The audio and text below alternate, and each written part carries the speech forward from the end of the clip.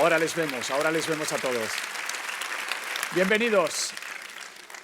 Bienvenidos a este encuentro en este fantástico auditorio del Centro Niemeyer, que ¿tú lo conocías? Yo lo conocía de fotografía. Antes que nada, buenas noches. Os tengo que pedir a todos muchas disculpas porque ahora lo iba a estoy contar. súper afónico. Ayer prácticamente no podía hablar. Gracias a Dios hoy sí que puedo hablar, así que os pido disculpas porque yo normalmente no hablo así. Pero bueno, hoy lamentablemente tengo la voz rota. Lo vamos a cuidar porque realmente ayer estaba fatal de voz. Ha hecho un gran esfuerzo para estar aquí con todos ustedes, con todos sus lectores. Como les decía, bienvenidos. Ante todo quiero agradecer la invitación de poder estar aquí hoy con todos ustedes y con Carlos Ruiz Zafón para poder charlar un rato. Quiero agradecer a Javier, a Moisés, a todos, a Borja, a toda la organización que me ha permitido estar aquí, porque ustedes saben que Carlos Ruiz Zafón es sin duda uno de los grandes escritores españoles de los últimos años. Lo es porque cada uno de sus libros es un auténtico acontecimiento literario, social y mediático. Solo hay que ver cómo está esta platea aquí con todos ustedes. Y desde luego este último libro, El laberinto de los espíritus, yo diría que es casi más acontecimiento si cabe, porque ha demostrado que es un escritor de palabra. Él, cuando empezó hace ya como 15 años con La sombra del viento, yo recuerdo en una entrevista, la primera entrevista que le hice entonces, que ya me comentaba que él tenía la historia bastante clara en la cabeza. Él sabía que iban a ser 4 libros y yo pensé, como supongo que pensamos muchos periodistas, bueno, esto como le vaya bien, esto de que son 4 ya veremos, porque luego se van alargando. Y efectivamente al final han sido 4. Esto es una tetralogía y por lo tanto es un escritor de palabra. Él ha cumplido lo que dijo y hoy está precisamente aquí para hablarnos no solo de este último libro, sino de lo que ha sido también toda esta maravillosa saga del cementerio de los libros olvidados y que yo creo que, me imagino que todos ustedes han podido disfrutar. Yo me imagino también que quizás algunos de ustedes estarán pensando, hombre, yo que he leído el último y sé que hay ahí algún personaje, como por ejemplo Julián Sempere, el hijo de Daniel, que ya tiene su papel y tal, a lo mejor a Carlos Ruiz Zafón se le ocurriría escribir un spin-off. ¿Pero esto se ha acabado sí o sí aquí? En principio sí. El plan, como ya habíamos comentado hace 15 años, era el crear un gran laberinto de historias, un ciclo de novelas que pudieran intercambiarse, que pudieran reordenarse, que ofrecieran a los lectores 4 puertas de entrada en un mundo para poder explorar la trayectoria y las peripecias de todo un universo, de muchos personajes desde muchos ángulos. Y esto desde el principio yo lo había proyectado como 4 novelas. A lo largo de los años, a veces lo que sí que he hecho es pequeños satélites, pequeñas narraciones como guiños al lector o como regalos al lector. Hay una mini narración llamada El príncipe de Parnaso, Rosa de Fuego. Hay pequeñas historias satélites, pero de hecho la historia acaba aquí, este mundo acaba aquí y no tengo previsto, ni lo he tenido durante muchos años, el que haya más novelas del cementerio de los libros olvidados. No porque hubiera nada de malo en ello tampoco, pero no ha sido mi plan. Si lo hubiera sido, yo lo hubiera dicho. Siempre he dicho muy abiertamente cuál era mi plan con esto y está cumplido, está acabado. Antes de seguir con la charla, sí me gustaría contarles un poquito en qué va a consistir este acto para que lo tengan claro. Yo ahora voy a charlar un rato con él, no lo voy a forzar mucho, por lo que les comentaba de la voz, y luego vamos a abrir el turno a preguntas por si alguno de ustedes tiene interés en que le responda algún tema, alguna duda que tengan sobre esta serie, pues que también ustedes tengan la oportunidad de, por unos minutos, ejercer de entrevistadores. Y luego, al final de todo, como es lógico, también abriremos la posibilidad de que pueda firmar libros de todos ustedes. Pero yo les tengo que pedir un favor. Ya ven que son muchos y sobre todo él tiene experiencia en lo que son estas firmas que se alargan muchísimo tiempo. Entonces, hablando con la organización, hablando con él, les vamos a pedir un favor, y es que todo aquel que quiera una firma, que por favor sea un libro por persona, y después no le pidan la personalización de la firma, porque si no es cuando se alarga mucho. Él les va a firmar a todos el libro y sencillamente es que pongamos todos de nuestra parte para que el acto se pueda desarrollar en el tiempo preciso y necesario para que luego él se pueda retirar tranquilamente. Dicho esto, podemos decir que esta saga, porque hablábamos de que es una tetralogía, el título de este, el último, El cementerio de los espíritus, le va muy bien para definir lo que es decir, un gran laberinto literario donde hay 4 entradas y que el lector puede entrar por la que quiera. ¿Realmente es así? ¿No hay ningún problema en que entre por una o entre por la otra? No lo hay. Lo que ocurre es que muchos lectores han ido leyendo los libros en el orden que se iban publicando. Lo que sucede cuando uno hace eso es que entonces uno crea su propia ruta en la mente y para uno esa es la ruta, ese es el camino que tiene sentido. Con los años, a medida que más libros se iban publicando, algunos lectores se iban incorporando a este ciclo, a esta aventura, en otras paradas del trayecto. Empezaban leyendo al tercero y del tercero pasaban al primero y luego al segundo, etcétera. Con lo cual, para estos lectores, cuando yo luego hablaba con ellos, para ellos no había ningún problema. Y dicen que para mí cuadra perfectamente y lo entiendo. La idea era un poco, lo que yo he intentado hacer es crear una experiencia para el lector que sea como una experiencia caleidoscópica, que permita explorar la historia bien en el orden en que ha aparecido publicada, bien en otro orden, y también que está concebida y diseñada para que pueda ser revisitada, para que pueda ser releída tiempo después, cuando el lector quiera, y para que una vez se haga esto en otro orden diferente o en el mismo, el lector empieza a descubrir que hay muchas cosas que no había visto la primera vez, que están ahí, que están plantadas, que están armadas. Esta era la idea un poco original, crear este efecto caleidoscópico, este laberinto que se va recomponiendo a medida que avanzamos por él. No se pueden adelantar muchas cosas del argumento de la última porque, como ya se pueden imaginar, se cierran muchas de las tramas que hemos ido conociendo en las 3 entregas anteriores. Pero hombre, algo habría que contar, sobre todo para quizás aquellos lectores que están aquí con nosotros y que todavía no la han leído esta última. ¿Qué podemos contar? ¿Qué podemos decir que más o menos van a encontrar a grandes rasgos?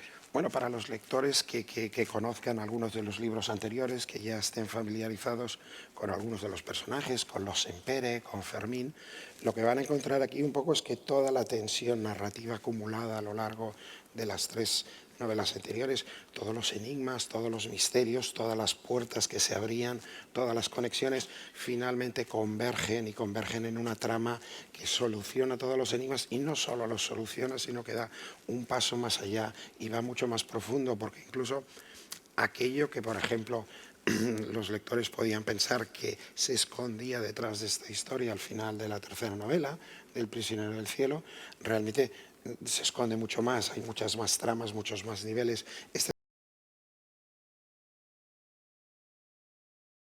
Que han acompañado a estos personajes y este mundo a lo largo de 15 años.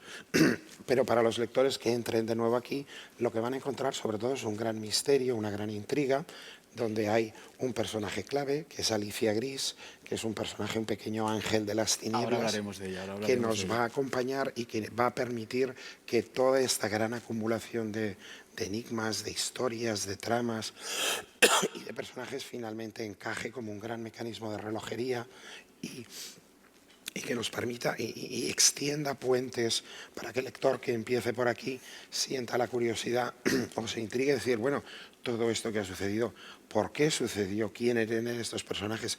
¿Cuáles eran sus vidas? ¿De dónde llegaban? Y que entonces podamos entrar en otras ramificaciones.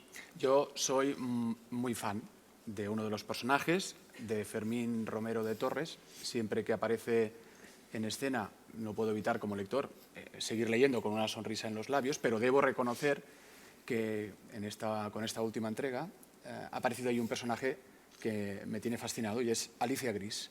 ¿Quién es esta mujer? ¿Cuál es su misión? ¿Qué hace aquí? Alicia Gris es quizás mi personaje favorito de entre todos los que yo he creado. Es un personaje que hace tiempo ya que estaba esperando para salir a escena, pero que había reservado para esta última parte porque era su momento. Alicia Gris es muchas cosas, es el mecanismo desencadenante de la resolución de toda la historia, pero ella como persona es una mujer que ha emergido de las sombras de lo que es la historia de nuestro país en el siglo XX. Es una mujer que lleva las marcas del horror de la guerra, tanto en el cuerpo como en el alma. Es un personaje que ha tenido que sobrevivir a una infancia muy difícil, es una huérfana de guerra, es una niña que con 8 años queda huérfana durante uno de los bombardeos en Barcelona. en la guerra civil y que después de muchas peripecias encuentra que acaba al servicio de ese mismo régimen que se ha apoderado del país y acaba trabajando casi como una suerte de investigadora, de agente al servicio del régimen y de persona con una serie de cualidades muy especiales que le permiten hacer una serie de cosas. Ella está en lucha consigo misma, en lucha con ese destino y siempre con un pie en la sombra y con un pie en la luz, y su lucha interna es la de intentar no caer en la oscuridad, intentar recuperar esa vida robada, esa vida que tenía que haber sido la suya, pero que por las circunstancias de la historia no fue.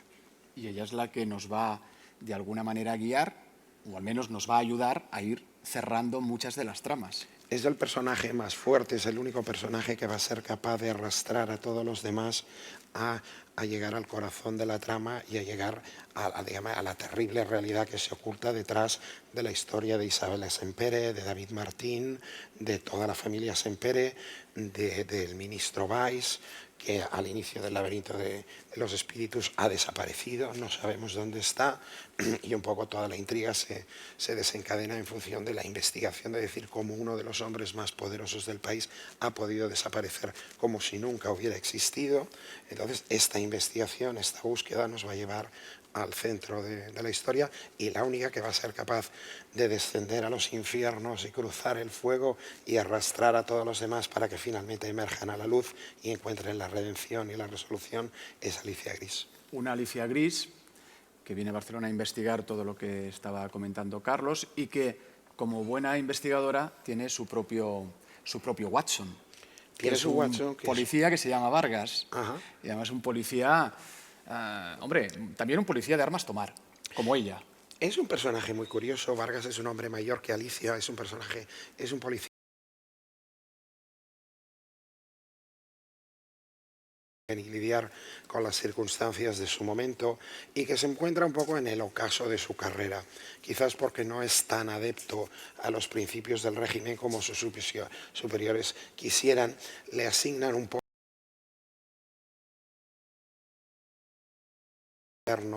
y incontrolable del que nadie se fía, que es Alicia Gris, y ambos forman una pareja de investigadores que al principio parece condenada al fracaso, pero que poco a poco se irá entendiendo entre ellos y acabarán convirtiéndose en grandes camaradas. ¿Y no has tenido la sensación, yo la he tenido como lector, de que esta última entrega es la más, no sé si decir la más oscura y la más violenta? Lo es, en cierto modo. Es la más oscura, es la más todo. Parte un poco del efecto acumulativo del diseño, de la arquitectura de este ciclo, hacía que la última parte fuera aquella que potenciaba todos los elementos que han aparecido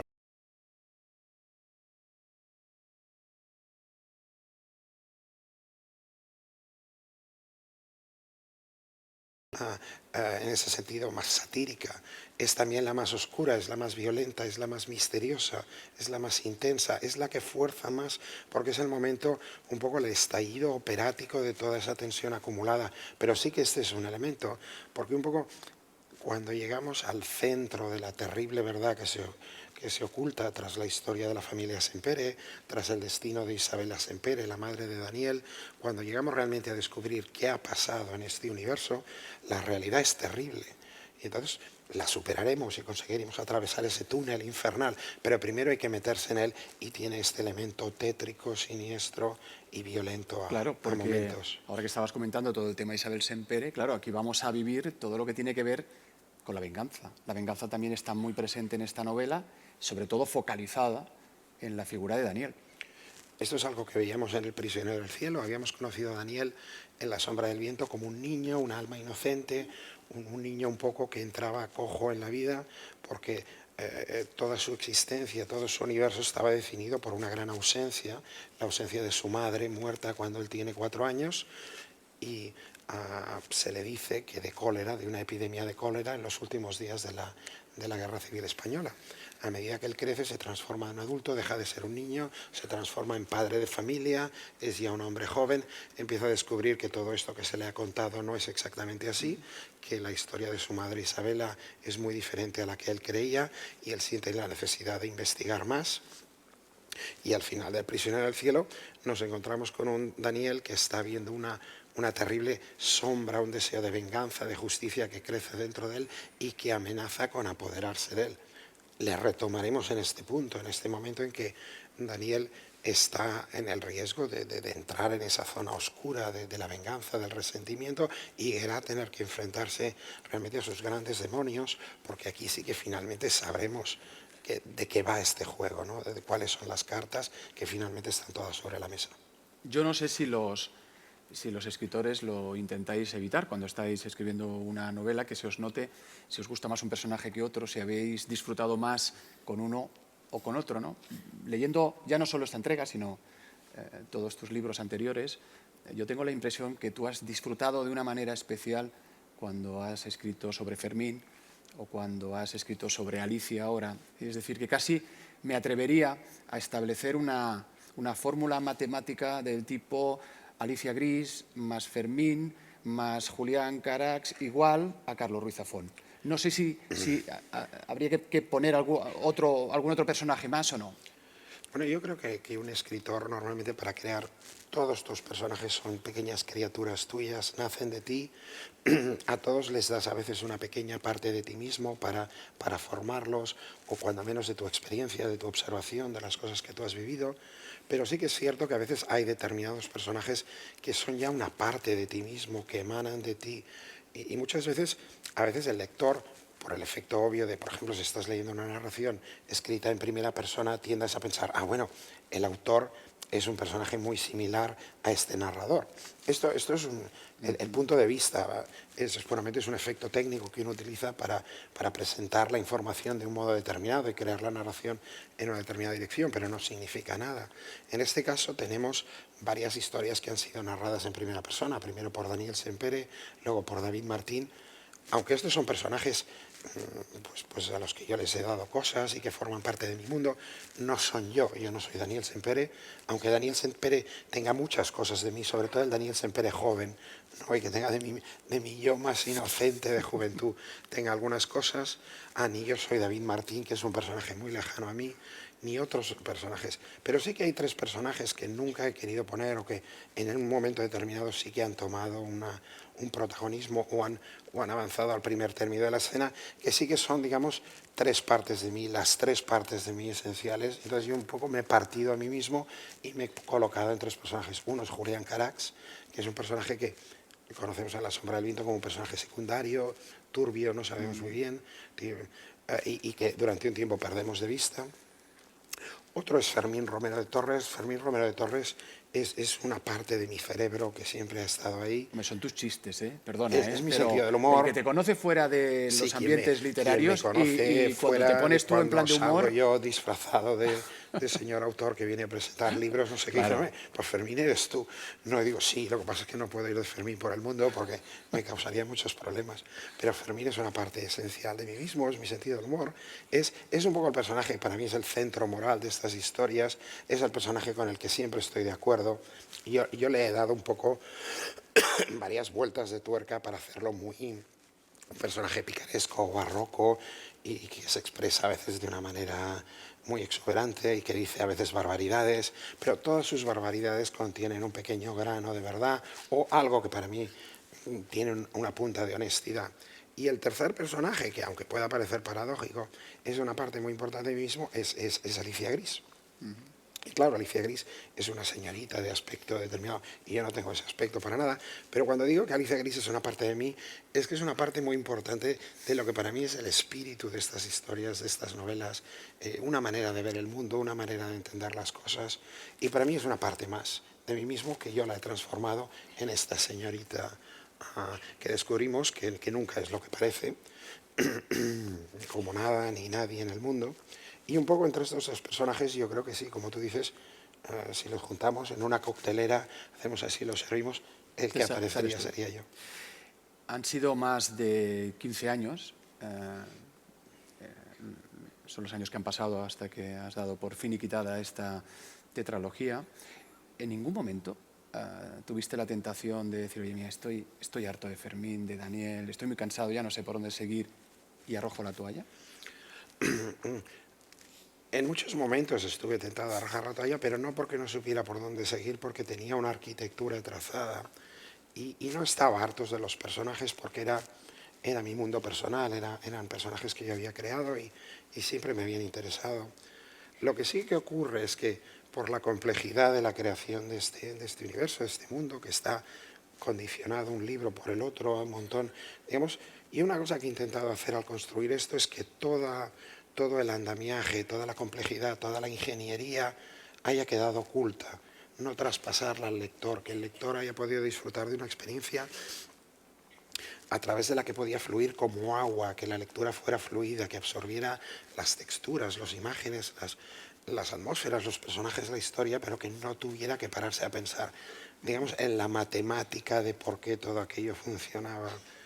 A veces el construir todo esto y el intentar que esta complejidad, el crearla, digamos, la más difícil de las ilusiones, que es la ilusión de la simplicidad, esto a veces ha hecho que en momentos pues haya estado cansado o haya estado diciendo... Y esto sucede, yo creo, con todos los escritores, con todos los libros, con cualquier tarea de algún modo que haces por ti mismo. La escritura tiene, a diferencia de muchas otras formas, que es una lucha contra tus propias limitaciones, solo puedes hacer aquello que tú eres capaz de hacer. Nadie te puede ayudar, nadie te puede solucionar. No existe una fisicalidad a la que te puedas aferrar. No hay un paisaje que puedas fotografiar, aunque sea mal, y digas, bueno, ya tengo algo, tengo un principio, hay una fisicalidad. No, si quieres crear una nube, si quieres crear una luz, si quieres crear un suspiro, una emoción, un momento, lo tienes que hacer de cero con papel y tinta, y tienes que crear un universo entero en el cual los personajes tienen que ser de carne y hueso y tienen que ser criaturas que cuando los lectores llevan tiempo conviviendo con ellos son como amigos de ellos, como personas que han conocido. Y estos lugares, estos escenarios tienen que cobrar vida para que sintamos los olores, para que sintamos la textura. El crear todo esto como lo tienes que hacer a partir de la nada, del cero, a veces sí que te da una sensación de fatiga, de decir, y forma parte del proceso, pero yo siempre me dije que mientras esta historia me siguiera interesando a mí, mientras yo quisiera completar este proyecto, iba a seguir trabajando en él, aunque no le interesara a nadie más. Pero resulta que le ha interesado. ¿Y qué cuota de responsabilidad también tienen los lectores que, por ejemplo, están aquí en el hecho de que tú le hayas finalizado? Te lo digo porque, claro, el escritor que empieza una novela que va a ser única y a mitad del trayecto, pues, oye, no le gusta o está harto, la deja y no pasa nada. Pero tus lectores estaban esperando esos otros libros porque tú ya nos habías hablado de ellos, de que estaba en tu cabeza. Es decir, ¿qué cuota de responsabilidad también han tenido ellos para que tú hayas llegado hasta el final, hasta estar hoy aquí? Bueno, responsabilidad suena un poco a culpa, ¿no? Ellos no tienen culpa de En nada, el buen sentido. pero de algún modo, evidentemente, quien hace posible y quien da sentido a todo este trabajo son los lectores. Para mí la literatura no solo es una vocación, es mi profesión. Yo hace 30 años o más que me gano la vida escribiendo. Entonces yo solo subsisto y existo si aquello que yo hago interesa a los lectores, interesa a las personas. Entonces yo puedo tener proyectos, puedo tener cosas que me ilusiona hacer, pero quien las hace posible, quien me permite hacerlas, son los lectores. Entonces yo cada día, con cada libro, con cada cosa que hago, me tengo que merecer y me tengo que ganar el interés y el tiempo de mis lectores. Y yo lo intento hacer al máximo de mi capacidad. Y a veces hago algo que no es lo que los lectores esperan de mí, pero no porque creo que eso es lo honesto, creo que es lo que debo hacer y confío que los lectores lo disfruten. A veces lo disfrutan más, a veces lo disfrutan menos, pero yo creo que estoy haciendo un trabajo honesto y le estoy entregando. Pero sin duda, la literatura es un proceso de comunicación, todo arte es comunicación. Y la comunicación tiene dos partes. O sea, uno puede crear algo en la abstracción, pero si no llega al otro lado, si no comunica, si esa transferencia no existe, de algún modo pierde sentido. Porque creamos historias, música, escenas, pinturas, formas, creamos cosas para comunicarnos, para transmitir cosas, para transmitir ideas, para explorar el mundo interior de quien lo crea, que entra. Yo a veces he puesto la metáfora un poco, que a mí lo que me gusta hacer es entrar en el cerebro de los lectores y cambiar los muebles de sitio. Y de algún modo, cuando un lector lee algo que yo he escrito, lo que está haciendo es pasar unas vacaciones en mi cerebro. pues habrán lectores que querrán volver corriendo a la agencia de viajes a decir, devuélvame el dinero porque estas no son las vacaciones que yo quería. Y a lo mejor habrán lectores que dirán, pues me ha interesado este viaje, no era lo que esperaba, o sí, no lo sé, pero de algún modo se produce una conexión muy intensa entre el creador y el receptor. Y el sentido de todo esto que hacemos es ese. Por lo tanto, sin los lectores, sin la audiencia, es como un compositor que compusiera música en un mundo de sordos, dejaría de componer. Llegaría un momento en que si uno crea algo, transmite algo, es porque quiere que llegue. Y claro, uno quiere que llegue lo que uno ha creado, del modo en que uno lo ha creado. No necesariamente tiene por qué traicionar el proceso, pero ese es el fundamento de todo. Por lo tanto, llega un momento en que cuando la obra está completada, es tan mía como de los lectores, si no más de los lectores que la han hecho posible y le dan sentido. Y cuando uno ha vendido 25 millones de ejemplares, ve que sus libros están en las librerías de todos los aeropuertos, traducido a más de 40 idiomas, ¿no se marea? ¿No le produce un cierto vértigo de haber llegado hasta aquí? No produce un vértigo porque al menos en mi caso ha sido un proceso muy gradual. Y yo creo que a veces esta noción de que puede confundir, de lo que eso que llamamos el éxito o lo que sea, yo creo que si sucede muy rápido y muy pronto y de un modo que uno no entiende muy bien cómo ha sido, puede confundir y puede cambiar a las personas y puede hacer que hagan tonterías. Y yo creo que eso sucede y sucede en algunos casos. En mi caso yo siempre he vivido este proceso de un modo muy gradual. Yo recuerdo, yo llevo escribiendo muchísimos años y ganándome la vida escribiendo prácticamente desde siempre. La primera novela que yo publiqué apareció como una novela de literatura juvenil, ganó un premio en su día, funcionó muy bien para lo que eran los parámetros en aquella época. Estamos hablando muchos años antes de los Harry Potters y de estas sagas que entraron un poco en eso que se llama el mainstream, ¿no? En aquella época aquello era como un mundo misterioso.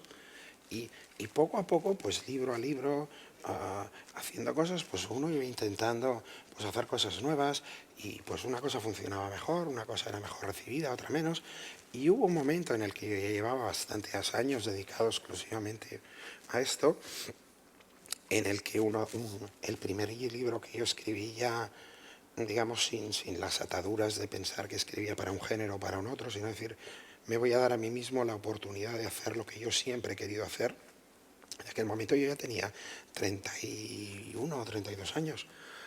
Fue La sombra del viento y me puse a trabajar en aquel libro y digo, me voy a dar la oportunidad de fracasar, de hacer una cosa que no interese a nadie, que me la tiren a la cara y me digan, no, vuelva usted a hacer lo que queríamos que hiciera. Digo, pero al menos me debo a mí mismo esta.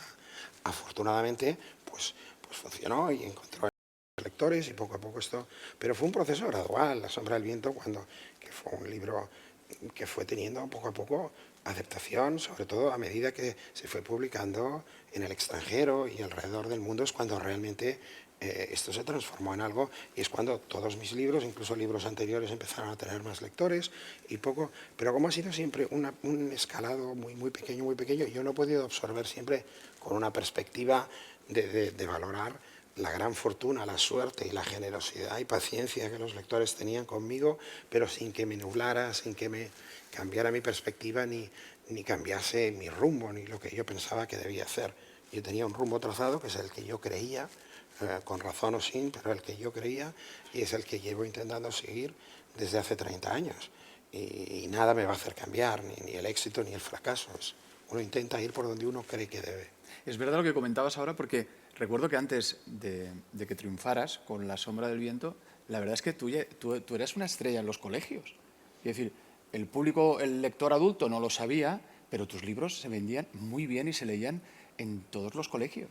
Es decir, en aquella época había un fenómeno muy curioso, que es que habían algunos autores que eran los autores más leídos del país, pero la gente decía que nadie los conocía.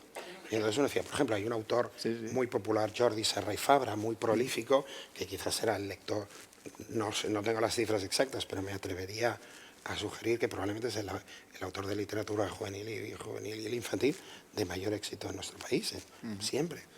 Y mucha gente decía que no conocía este lector. Digo, ¿cómo puede ser que el autor más leído sea desconocido y que haya autores que a lo mejor tienen 2000 lectores y que sean autores famosos? Y dices, aquí hay algo que no acaba de funcionar.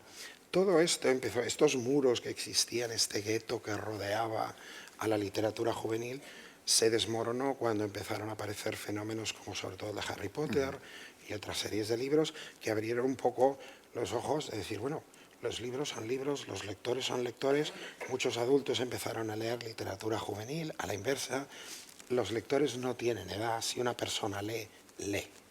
Y puede tener 10 años o puede tener 90, pero un lector es un lector y le define mucho más el hecho de ser lector que el tener una edad determinada, que es algo que se va moviendo constantemente en el tiempo. Todo esto cambió, pero ciertamente yo recuerdo que cuando yo me puse a trabajar La sombra del viento, yo sabía y era consciente de la dificultad que iba a encontrar para que alguien se creyera. Y entonces yo sigo escuchando a día de hoy su primera novela, La sombra del viento. Yo digo, La sombra del viento es mi quinta novela. Cuando yo publiqué La sombra del viento, yo llevaba un montón de años en este oficio y era ya perro viejo, que las había visto todas. Yo digo, pero para muchos lectores seguirá siempre siendo su primera novela. Y esto nos da un poco estas percepciones que tenemos a veces de las cosas, ¿no? Que son un poco arbitrarias, está en función de lo que hemos visto reflejados en los medios. Bueno, tú como ya tienes también un pasado, tenemos un pasado. Todos tenemos un pasado, nos guste Tú o ya no. te debes encontrar con lectores que vienen con tus libros de adulto, pero que te leían Marina, El príncipe de la niebla, y que te lo deben de comentar. Sí, de hecho, una de las mayores satisfacciones que yo he tenido en mi carrera es el encontrar muchos lectores que se acercan muy amablemente a decirme que empezaron a leer con estos libros y que se aficionaron a la lectura leyendo estas novelas juveniles que yo había escrito, que de algún modo les proporcionaron este descubrimiento del goce, del descubrir que podían disfrutar leyendo un libro tanto como con otras cosas, que la lectura no era algo aburrido o impuesto o era una cosa que les esforzaban, sino que era una fuente de placer, de disfrute, y que esto les permitió luego desarrollar su propia sensibilidad como lectores y explorar la literatura, el mundo infinito de la literatura, cada cual haciendo su camino, que como creo es el mejor modo.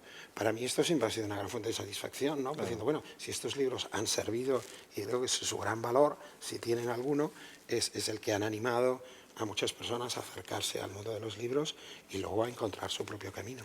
Hay escritores que cuando terminan una novela o un proyecto literario ambicioso, bueno, pues dicen que sufren una cierta depresión post-libro. Hay otros que se muestran absolutamente eufóricos. Tú cuando finalizaste esta tetralogía, ya sé que tú no sueles poner fin porque el método Zafón hace que a lo mejor tú el final lo tienes escrito desde hace mucho tiempo, ¿no?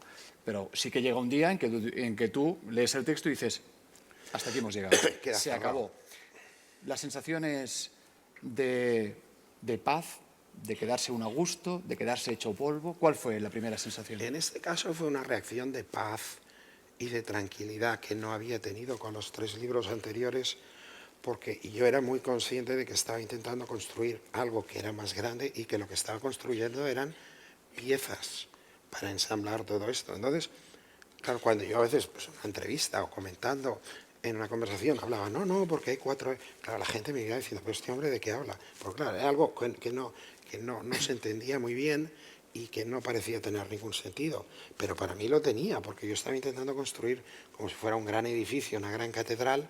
Y entonces la gente me decía, me gusta mucho su catedral. Y digo, no, esto es el torreón pequeño, o esto es una capilla lateral. Es que esto es una cosa más grande y hasta que no esté acabada, yo no me quedo tranquilo. Yo me he embarcado en esto y yo necesito verlo terminado exactamente del modo en que yo creo que tiene que ser. Y no tuve esta sensación de tranquilidad, de paz conmigo mismo hasta que hubo completado este proyecto. Y como llevo 15 años, digamos, al poner punto final, ¿no? Cuando dices aquello, el final cut, ¿no? Que dices, esto queda cerrado aquí y aquí no se toca una coma. A mí, particularmente en este caso, a mí me dio pues, una sensación de paz, de tranquilidad. Esa sensación que me imagino nos pasa a todos cuando hemos estado trabajando y esforzándonos en algo, que es el del trabajo hecho. Te has esforzado mucho en acabar lo que sea lo que uno haga en esta vida, y cuando lo acabas y es exactamente como tú creías que debía ser, dices, respiras tranquilo y dices, por fin, esto es lo que yo quería hacer. Lo ha explicado 1000 veces desde hace ya 15 años y sé que ya le cansa hablar del tema, pero es que se lo tengo que preguntar, porque probablemente también muchos de ustedes lo estarán pensando. Cuando uno escribe una saga, una tetralogía de éxito como esta, pues es inevitable en estos tiempos que corren, en que las series de televisión van como un tiro y están tan de moda y las adaptaciones también, porque los libros suelen estar en las mesas de los productores de cine, pues muchos se preguntarán, ¿pero cómo es posible que esto todavía no haya llegado? Y lo podría decir yo, pero mejor que lo digas tú. ¿Por qué el cementerio de los libros olvidados va a seguir siendo solo libros? Bueno, como tú dices, lo he explicado montones de veces. Creo que no sirve porque siempre lo sigo explicando Claro. y no, es como que no cuela. Pero bueno, yo lo voy a explicar y siempre lo explico igual porque es la verdad y es honestamente. Yo concebí estos libros y concebí este ciclo como libros, como un canto a la literatura, como un experimento y una reflexión sobre todos los géneros literarios, sobre el propio acto de la narración, de la construcción, de cómo se construye una novela, por qué, cómo funcionan todos los mecanismos, todas las técnicas, un poco. Este libro quería ser un libro de libros contenido en el universo de los lectores, los escritores, los editores, los libreros, los bibliotecarios, todas las personas que existen en torno al mundo de los libros. Era sobre todo una reflexión sobre la palabra, sobre el lenguaje escrito, sobre lo que podemos hacer con el lenguaje, sobre sus límites, sobre la plasticidad, el explorar todo esto. Esto es una cosa que yo me había planteado que yo quería hacer y para mí el sentido, si yo hubiera querido que esto fuera una serie de televisión, que fuera una película, que fuera cualquier otra cosa, una obra de teatro, pues lo hubiera hecho como tal. Pero yo quería hacer esto porque para mí esto era lo que yo quería hacer. A ningún creador de series de televisión o de películas le preguntan, oiga, ¿por qué se niega usted a convertir sus series de televisión en una novela? ¿Verdad que nos parecería una tontería inmensa? Entonces, ¿por qué un escritor que en un momento determinado quiere crear una novela, un libro, tiene casi que justificar como, oiga, ¿por qué se niega usted? Digo, es que no es obligatorio, es que está muy bien que un libro sea un libro. No hay nada de malo en adaptar libros a cualquier otro medio. Se hace y se han hecho grandes maravillas y se han hecho grandes desastres, se hace un poco de todo. Son medios diferentes que se solapan en determinados aspectos. Yo nunca he tenido nada en contra de esos medios. De hecho, yo he dedicado años de mi vida a trabajar en algunos de estos medios. Mi propia sensibilidad está probablemente mucho más formada por la cultura audiovisual, por mi edad, por mi generación, por mi propia formación, que no solo necesariamente por la literaria.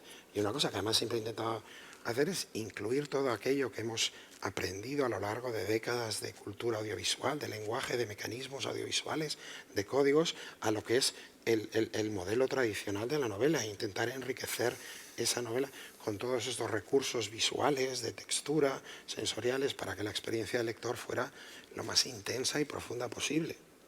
Pero aún así, en el caso de estos libros, yo sigo creyendo que maravillosos como pueden ser todos estos medios, donde para mí lo interesante es crear obras originales, no volver a hacer lo que ya has hecho en otro medio, sencillamente porque sería muy comercial, o porque sería famoso, o porque así ganarías más dinero con ello. Cosas que son fantásticas, no hay nada de malo en hacer las cosas ni más populares, ni ganar dinero con ellos. Oiga, está muy bien, pero uno decide con el tiempo que tiene en la vida y en la energía limitada que todos tenemos, a qué cosas quiere dedicar su tiempo. Y yo sigo pensando que no hay nada que cuente una historia, que explore un universo, que nos permita conocer unos personajes, que permita esa experiencia tan íntima, de esa conexión tan profunda entre un lector y una historia, como la literatura, como una novela, si está bien escrita y está bien construida. Esa experiencia que se prolonga a lo largo de días, semanas, esa experiencia intensa que convivimos con el libro, que es una gran proyección en nuestro cerebro, en nuestra imaginación, ese contacto íntimo que no depende de que hayamos ido a un centro comercial durante 90 minutos con señores comiendo palomitas y hot dogs al lado y luego nos levantemos y bueno, ahora me voy al parque. No, es otro tipo de conexión. Buscamos nuestro rincón favorito en el mundo para entrar. Para mí esta era una experiencia que tenía mucho valor y este ciclo de libros de algún modo querían ser una celebración y una exploración de esta experiencia. Por ese motivo me parecía que hubiera sido, por el simple hecho de quererlos hacer más famosos o que se vendieran más o que hubieran muñequitos de Fermín ¿no? Action figure, Fermín, con acción puñetazo que le das o cromos. Es una buena idea, ¿eh? Es una buena idea, Una seguro. buena Hay idea. montones de el calendario de Fermín o cosas así, ¿no? Digo, no hay nada de malo en ninguna de esas cosas y se hacen a menudo. Oiga, fantástico. Pero en mi caso, yo digo, para mí, estos libros que querían ser libros se sienten orgullosos de ser libros y no quieren ser otra cosa. Y por ese motivo, aunque a lo largo de los años, pues muchísimas personas a las que conozco bien, que admiro, personas que me merecen todo el respeto, pues se han interesado en estos proyectos y yo les lo he agradecido. Y les he dicho, sí, yo te lo agradezco, si el problema no es aquello de, no eres tú, soy yo, ¿no? El problema, y es que en este caso era verdad, no Que era... no quiero. No, que no quiero. Y que llega un momento en que no sé por qué lo tengo que estar justificando. Claro. Es parece que haya cometido un crimen. ¿Por qué se niega usted a transformar esto en un videojuego? Digo, porque no lo he concebido como tal. Y si lo hubiera concebido como tal, lo hubiera hecho directamente ahí. Porque digo, no, esto está concebido como tal. Y está concebido para utilizar los registros de este medio. Por ese motivo y por mil otros, pues durante mucho... Y siempre he dicho que no iba a suceder nunca, que no lo voy a hacer. No porque haya ninguna hostilidad, sencillamente porque para mí sería absurdo. El otro día me decía un escritor, bueno, puedo decir el nombre porque ahora está de promoción, Guillermo Arriaga, en relación a su... Él es el guionista de películas tan estupendas como Amores Perros o Babel, y además es un magnífico novelista, y ahora acaba de publicar un libro estupendo, y le dije, bueno, esto, claro, usted que ha sido guionista de películas estupendas, pues supongo que querrán que vaya al cine. Esto va a ser una novela. Digo, ¿seguro? Dice, seguro. Dice, bueno, si un día aparece alguien y me da una cifra insultante, dice, a lo mejor me lo pensaría. Pero yo creo que ni con cifras En insultantes. este caso no, yo estuve hablando con Guillermo Arriaga no hace muchas semanas. A cada cual, y me parece muy bien. Yo creo que si le ofrecen una cifra insultante y a él le apetece, que lo haga. En mi caso, me han ofrecido cifras insultantes y he preferido agradecerlas a decir, me quedo como estoy, porque para mí esto es lo que yo quería hacer. Claro. Y aunque suene ingenuo, creo que preservo la integridad de mi proyecto, de lo que yo quería hacer. Si todos tenemos una cifra, si todo lo tenemos que vender porque sí, si parece que no podemos decidir lo que hacemos con nuestro trabajo, con nuestra vida, con las cosas en las que creemos, porque no. Oiga, usted déjese de tonterías, tiene que hacerlo. No, la pisonadora pase por encima y digo, oiga, yo a poco que pueda y a poco que me pueda defender, pues habrán cosas que quiero hacer y otras que no las quiero hacer. Y para mí estos libros son exactamente lo que yo quiero que los lectores reciban, hasta la última gota, hasta la última coma.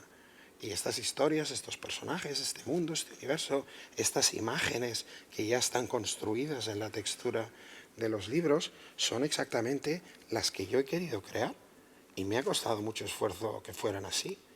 No tengo el más mínimo interés en cambiar eso, ni en volverlo a hacer, ni en dedicar años de mi vida en transformar eso en una cosa que nunca debió ser, sencillamente porque sí, porque sería fácil venderlo o porque sería muy fácil colocarlo y hay un montón de gente que lo quiere hacer.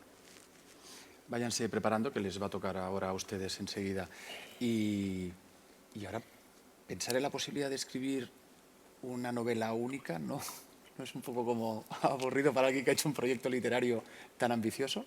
No, al contrario, es liberador. De hecho, ¿Sí? yo creo que muchas veces he pensado y me he dado cuenta que mi vida hubiera sido y mi trabajo infinitamente más simple y cómodo si yo no me hubiera embarcado en este lío del laberinto de historias y porque no era ni una saga que se continuaba, era otra idea, era otro concepto. Y yo creo que transmitir esto a lectores y esperar que tuvieran la generosidad y la paciencia de esperarse conmigo 15 años, decir, bueno, a ver qué es lo que este hombre dice que está haciendo y que quiere hacer, porque a veces no parece que se entienda y los lectores han sido infinitamente bondadosos conmigo y han dicho, bueno, vamos a ver en qué acaba todo esto. Lo más simple para mí hubiera sido dejar, por ejemplo, La sombra del viento como era y empezar una cosa que no tuviera nada que ver, en todos los sentidos. Hubiera sido infinitamente más simple, infinitamente más rentable, infinitamente más todo. yo me empeciné a hacer esto y muchas veces sí que tuve luchas internas diciendo, ¿por qué me he metido yo en esto? Porque había algo dentro de mí mismo que decía, no, porque querías hacer esto, porque era un desafío, porque es algo que significa algo para ti y aunque no signifique nada para nadie más, lo necesitas terminar, porque si no, no te morirás tranquilo. Y entonces yo lo quise hacer. La perspectiva que tengo ahora, ninguna de las ideas que me ronda por la cabeza es de hacer ni ciclos de novelas, no porque sea ni bueno ni malo.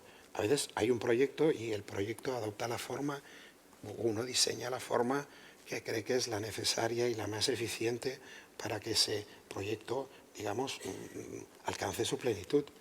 Y a veces hay cosas que dices, pues esto es una novela corta, a veces esto es una serie de televisión, esto es un relato, esto es una novela enorme, esto es un ciclo, depende, ¿no? Hay diferentes proyectos, diferentes ideas, con lo cual, cuando me decida por una, porque están dando vueltas, ¿no? Como los pajaritos estos que te rondan la cabeza, cuando me decida por una, pues sea la que sea y tenga las demandas que tenga, pues intentaré hacerle justicia e intentar que sea lo mejor que puede ser o lo mejor que yo sé hacer. Venga, mójate. Ya sé que no hay que preguntar si quieres más a tu padre o a tu madre, pero ¿de cuál de las cuatro te sientes más orgulloso? No digo que te guste más, de la que te sientes más orgulloso. Bueno, esto es como lo de las criaturas, ¿no? Todos los libros para un novelista son pequeños monstruitos y algunos dicen, pero ¿cómo puede usted querer a esta criatura? Y dice, ¿qué le voy a hacer? Es que la he traído yo al mundo y si no la quiero yo, ¿quién la va a querer, no? Y entonces hay algunos a veces que la gente pues los quiere más o los quiere menos. Yo los quiero a todos. Ahora bien, hay algunos con los que tengo, normalmente por razones absolutamente extraliterarias. Por ejemplo, uno de los libros a los que yo les tengo más cariño, no porque crea que sea mejor o peor, es Marina, que es una novela juvenil que escribí hace muchísimos años, porque es una novela que encapsula determinadas memorias, experiencias, en un momento determinado de mi vida en que yo me empezaba a dar cuenta que ya no era joven y que intentaba recordar un poco, ¿no?, aquello que es la infancia perdida y una serie de cosas. Y por ese motivo es una novela que siempre ha tenido para mí una conexión especial, no porque crea que sea mejor que las demás, pero le tenía un cariño especial. Y luego de todo este ciclo, y quizás de todas, la novela que más trabajo me ha costado y que quizás por eso me ha producido más satisfacciones es El laberinto de los espíritus.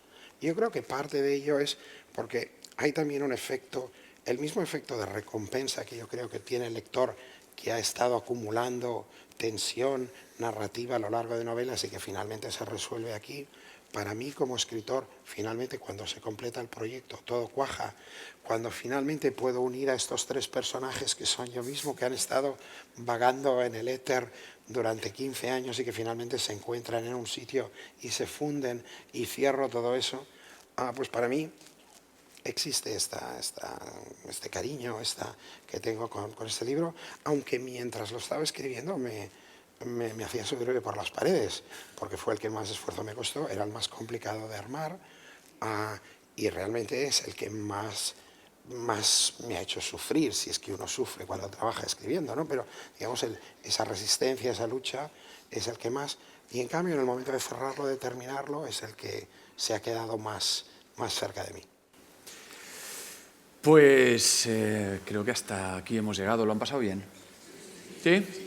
Bueno, les cuento, recuerden, ahora empezaremos todo lo que es el proceso de firmas. Intentemos un libro por persona. Él hará lo posible para hacerles una firma. No personalicemos. Agradecerte el esfuerzo que has hecho, porque realmente con todo el tema de la voz. Óscar López.